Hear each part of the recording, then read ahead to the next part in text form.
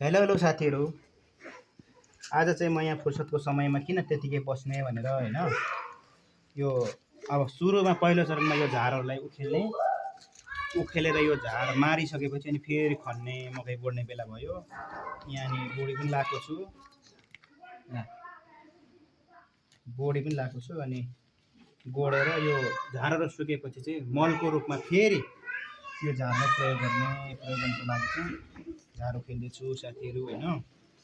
अनि अब महँगी बढेर समस्या छ, सकेसम्म सागसब्जीहरू आफ्नै बारीमा फलाएर खानु पाइयो भने चाहिँ अलिकति भए नि पैसा जोगिन्थ्यो कि आत्मनिर्भर भइन्छ कि भनेर यहाँ मैले पनि यो खाली भएको जग्गामा यहाँ सुरु गरेको छु। यो चाहिँ बोडी हो, यो मकै हो है।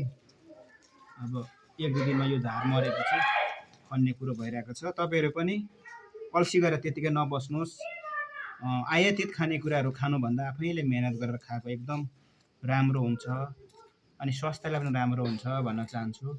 अलिकति मात्रै पनि जग्गा भेट्नु भयो भने तपाईँले प्वाक्कै खनेर सागसब्जीहरू हालिहाल्ने।